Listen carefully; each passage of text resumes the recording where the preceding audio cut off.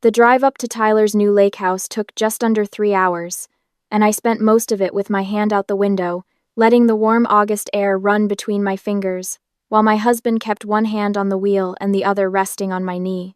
Our son Noah sat in the back seat, nose pressed to the glass, watching the pine trees blur past like a green wall racing alongside us.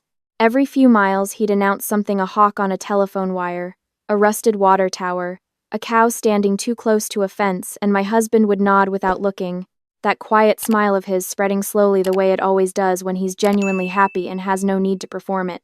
We'd packed light, one duffel bag for the 3 of us, Noah's backpack stuffed with a library book about deep-sea creatures, and a travel-sized chess set he'd been teaching himself from a YouTube channel.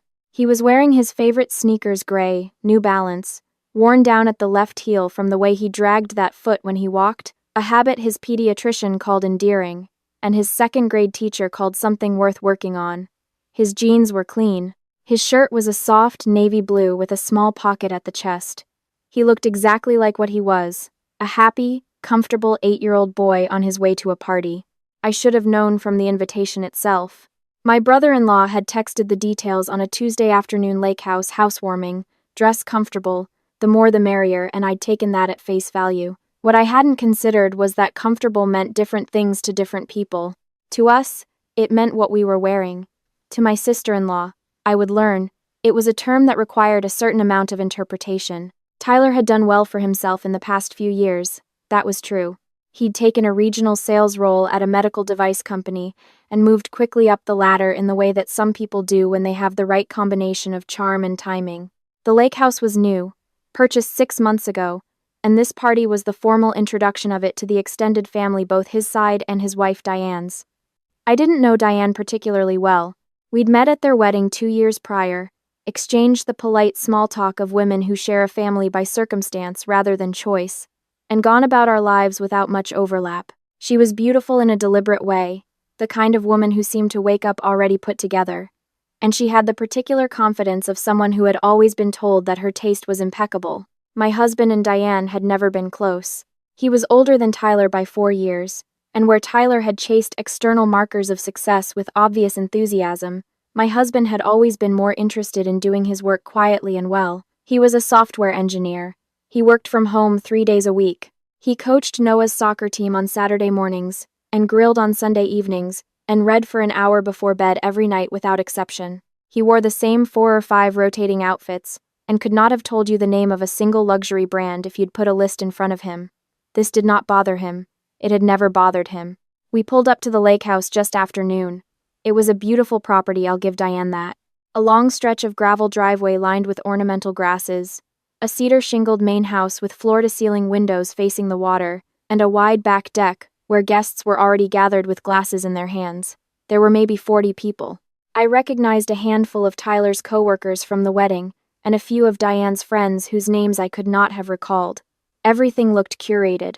The flower arrangements were fresh. The catered food was arranged on white linen tables with the kind of precision that signals someone spent a considerable amount of time thinking about it. Noah jumped out of the car before I'd fully stopped gathering myself and ran ahead toward the water, the way children do when they see something larger than themselves. My husband took my hand as we walked up the stone path, and I felt the comfortable ease of it, that particular solidity he carries. Tyler met us at the door with a beer in hand and a genuine warmth that reminded me of why I'd always liked him, regardless of the gap that had grown between his life and ours. He hugged my husband the way brothers do when they haven't seen each other in a while, and don't need to say much to convey what they mean. He crouched down to Noah's level and asked him something about the chess set bulging from his backpack, and Noah launched into a full explanation of the Sicilian defense that Tyler listened to with admirable patience. Diane appeared about 10 minutes later. She came from the direction of the kitchen, moving through the crowd with the practiced ease of a woman who had thrown this kind of party before, stopping briefly at each cluster of guests to exchange a word or a laugh before moving on. She was wearing a white linen set, wide-leg pants, and a structured jacket, and her hair was pulled back in a way that looked effortless and had definitely taken significant effort. She greeted me with a kiss near my cheek, and a smile that reached most of the way to her eyes. "So glad you made it," she said. "The drive from your end is brutal." "It wasn't bad," I told her. "We enjoyed it." Her gaze traveled briefly down to Noah, then back up to me, and I noticed the pause just a fraction of a second. Barely a pause at all, more like the slightest interruption in an otherwise smooth sentence. But I noticed it. Mothers notice things like that. We are trained by years of watching faces for information that is never stated out loud. She moved on before I could examine the feeling that came with it. The first hour was easy. Noah found a boy roughly his age near the dock, one of Diane's nephews, I think, and they crouched together over something in the shallow water with the total absorption of children who have not yet learned to be self-conscious. My husband settled into a conversation with two of Tyler's coworkers about something I gathered was related to project management software, and I talked with a woman named Carol, who had driven up from Connecticut and had opinions about the housing market that were long and not uninteresting. The trouble started, as trouble often does at gatherings like this, at the food table. Noah had come up from the water to eat, his sneakers damp at the toes, his hair slightly wild from running. He was loading a plate with fruit and some kind of flatbread thing, and he was doing it carefully, the way I'd taught him, not taking more than he'd eat. He looked small beside the linen tablecloth and the silver serving tongs, small and completely unconcerned about it, the way children are before the world starts teaching them to be concerned. Diane came to stand beside him to refill something, and I was close enough, maybe 8 feet away, to hear everything. She looked at him, then she looked at his sneakers, then she looked at his shirt, and then she said, in the conversational volume of someone who has decided they are simply making an observation, "Oh, sweetie, did mommy dress you this morning?" Noah looked up at her. "Yeah," he said, in the direct way of 8-year-olds. She tilted her head. The smile didn't change. "You know, there's a Nordstrom rack about 20 minutes from here if you ever need to pick something up before events like this." Several people nearby heard it. I know because I watched their faces shift in that particular way, the quick downward look, the very slight adjustment of posture, the social discomfort of being involuntary witness to something unkind. Noah didn't fully understand what had happened. I could see that. He understood that something had been said that was connected to him, and that the feeling it produced was not good, but the specific cruelty of it was slightly above his comprehension in the way that adult malice sometimes floats just above the heads of children. He looked down at his shirt, then at his sneakers, then back at his plate. He set the plate down on the table, turned around, and walked quickly toward the edge of the deck. I saw his shoulders round inward in that way, that specific way that a child's body contracts when it is trying to make itself smaller. He found a corner of the railing away from everyone and stood there looking out at the water. I was moving toward him before I'd made a conscious decision to. I was aware of Diane behind me, already engaged in conversation with someone else, laughing at something, fully returned to the afternoon. I reached Noah in about 4 steps and put my arm around his shoulders, and he leaned into me without saying anything. His jaw was tight. He was working very hard not to cry. "Mom," he said quietly, "do I look weird?" "No, baby," I said. "You look perfect." She said. I know what she said. He looked up at me. His eyes were bright in the way they get when he's deciding whether to let the tears through. Why did she say that? I didn't have a good answer. The true answer that some adults are deeply insecure about their own choices and translate that insecurity into cruelty directed at children because children cannot argue back was not something I knew how to compact into. Something useful for him in that moment. So I told him that some people say unkind things without understanding they're doing it, which was a lie, and held him tighter, which was true. I felt my husband before I saw him. That's the only way I can describe it. There was a shift in the air, a kind of settling, and then he was beside us, one hand on Noah's shoulder, looking out at the water with that expression he gets when something has registered and he is choosing how to respond to it with care. "Hey, bud," he said. "Hey, Dad, what are you looking at?" "Nothing," Noah said. And then, after a second, "There's a heron over there, by the reeds." "Where?" My husband leaned forward and genuinely looked. "Oh, I see it. Nice." They stood like that for a moment, the two of them, looking at a bird, and I watched my husband and I could see exactly what he was doing, giving Noah something solid to look at, something real, something that had nothing to do with any of this. It was one of the quiet skills he had that I'd admired from the beginning. He never rushed toward a problem with noise. After a little while, Noah said he wanted to go find the other boy again, and my husband said that sounded like a good plan, and we watched him go back down toward the water with that loose-limbed walk of his left heel dragging slightly, his gray sneakers leaving prints in the soft grass at the edge of the dock. My husband stood beside me without speaking. She said it loud enough for people to hear, I told him. I know, he said. Carol told me. I looked at him. He was watching Noah crouch down at the water's edge again, already back to whatever they'd been examining, already returned to himself with the elasticity children have before the world teaches them to hold grudges. Are you going to say something to Tyler? I asked. He thought about this, not in a vague, evasive way, in the way he thinks about things, carefully, with the same attention he gives everything. Yes, he said. But not yet. I knew better than to push on it. There was always a reason for the timing with him, and the reason was always right. The afternoon continued. The food was served.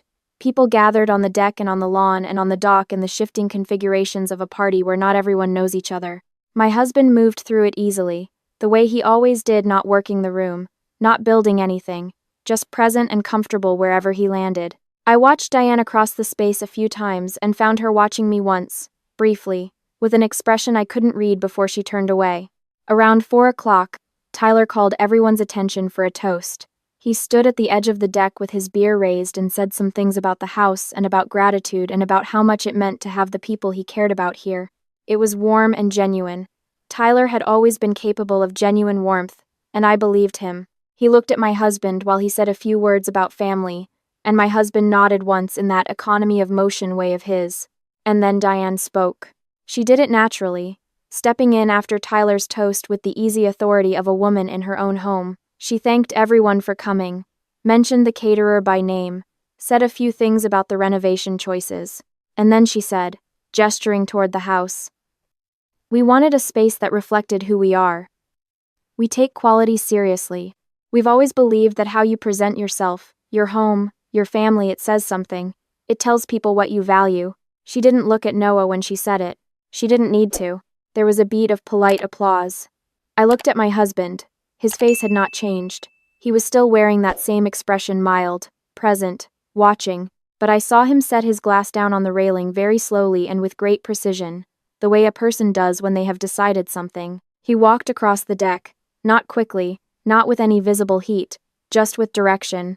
He walked to where Tyler was standing, still smiling from the toast, and he put a hand on his brother's arm in the way that means "I need a minute with you," and guided him gently to the side of the group. They were still within earshot of the people nearest them. My husband hadn't lowered his voice. Exactly, but he also hadn't raised it. "Tyler," he said, "your wife told my son he should shop at Nordstrom Rack before he comes to events like this. He's 8. Tyler's smile didn't disappear so much as migrate somewhere uncertain. He looked at my husband, then at Diane, then back at my husband. "Marcus." He set his plate down and walked to the railing alone. My husband said it in the same even tone, no upward or downward inflection, just the fact of it laid flat on the table for everyone standing nearby to see clearly. He asked his mother if he looked weird. The group that had been nearby had gone quiet. Not dramatically quiet, the party continued further away, but in the immediate radius, people had stopped their conversations. Diane had turned toward them. Her expression was the particular arrangement of a person who is calculating very quickly. She started to speak. Something light, something dismissive, the kind of sentence that begins with, "Oh, I was just..." My husband looked at her. He didn't say anything. He just looked at her with that steady, unhurried directness he has, the kind that costs him nothing because he has nothing to prove, the kind that is somehow more withering than anything loud could be. And he let the silence sit there, solid and patient, for just long enough. Then he turned back to his brother. "I love you," he said simply, "and we're going to head out." He didn't wait for a response. He walked back to me, put his hand on the small of my back, and we went and found Noah at the edge of the dock. He was holding something in his cupped hands, a small, smooth stone he'd pulled from the lake bottom, turning it over with the focus of someone who has found something worth examining. "Hey, bud," my husband said. "Road trip back?" Noah looked up. "Already?" "Burger place on Route 9 on the way home," my husband said. "Your pick." Noah considered this with the gravity the decision deserved, then dropped the stone gently back into the water and stood up, wiping his wet hands on the back of his jeans. "Okay," he said. We walked to the car. My husband loaded the duffel bag. I buckled my seatbelt. Noah climbed in and immediately opened his book to the page about bioluminescent creatures in the deep ocean, and within 2 minutes he was reading out loud to no one in particular about anglerfish, and we were moving down the gravel driveway with the gravel ticking quietly under the tires. And the lake house disappeared behind the ornamental grasses, and the cedar shingles and all of it. None of us talked about what had happened for a while. We just drove. Outside of town, Noah fell asleep with the book open on his chest, one page bent under his elbow, and my husband turned the radio on low, something old, something with a steady guitar line, and I watched the light change over the hills, and thought about my son standing at that railing with his shoulders curved inward, and the way he'd asked me if he looked weird in the simple, devastating directness of a child who has not yet learned to disguise a wound as something else. "Do you think Tyler's going to say something to her?" I asked. My husband thought about it for a moment. "I think Tyler is going to have a difficult conversation tonight," he said. "And I think however he handles it is going to tell us something." "About what?" "About what kind of marriage they have." That landed quietly, and I let it sit there. We got burgers at the place on Route 9, and Noah woke up when we pulled into the parking lot with the instinct children have for food. He ordered the double cheeseburger he always ordered and ate every bite of it, and then asked if we could split a milkshake. And we did. He didn't bring up what had happened at the party, and we didn't bring it up either. We talked about the heron. He told us about the stone he'd found and described its weight and color with the vocabulary of someone who might grow up to be a geologist. He said the other boy, the nephew, had told him there were catfish in the lake that were this long and demonstrated with his arms spread to an implausible width, and my husband said that sounded about right for that part of the state, and Noah's eyes got wide. We got home a little after 7. Noah took a bath without being asked, which was unusual enough that I noted it privately. When I went to check on him before bed, he was already under the covers with the deep sea book balanced on his knees, reading with the nightlight on. "Hey," I said, sitting on the edge of the mattress. "Hey, you okay?" He thought about it. "Yeah," he said. Then, "Dad was kind of awesome today." "He was," I agreed. "He didn't yell or anything." "No," I said. "But she totally knew," Noah said, with the precision of a child who has understood something. "When he looked at her, she totally knew." I smoothed his hair back. "Get some sleep, bud." "Okay." He put the book on the nightstand. Then he said, quietly, as I was getting up, "Mom, my sneakers are my favorite sneakers." "I know," I said. "They're great sneakers." "They're broken in," he said, with the authority of someone who has considered this. "That's better." I turned the light off and stood in the doorway for a second in the dark and thought about the kind of person he was going to grow into.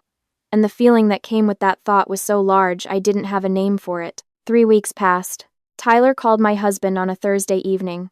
I was in the kitchen and my husband took the call in the backyard, and I watched through the sliding glass door as he stood in the half-dark with one hand in his pocket, listening more than talking, the way he always listened. The call lasted about 20 minutes. When he came back inside, he poured himself a glass of water and stood at the counter. "Tyler apologized," he said. "For what, specifically?" "For not addressing it in the moment." He drank. He said he froze. He said he's been thinking about it since. "What about Diane?" He set the glass down. "Tyler says she doesn't think she did anything wrong. She says she was making a practical suggestion." I looked at him.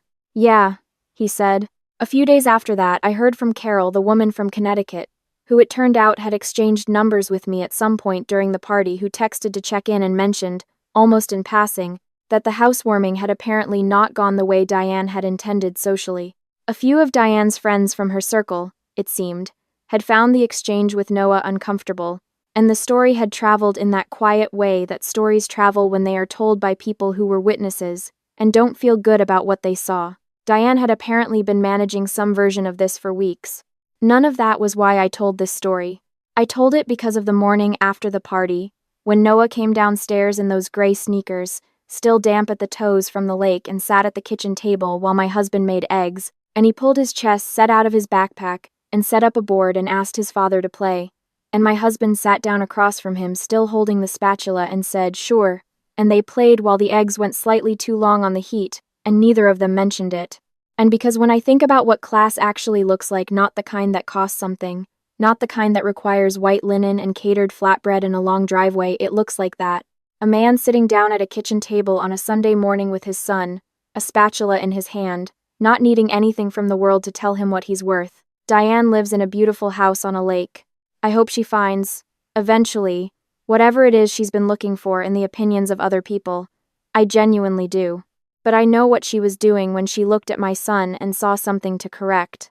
I know, because I have seen it enough times to recognize it now, that particular move, made by people whose sense of their own value is so fragile that it requires constant comparison, constant measurement, constant affirmation that they have landed above the line.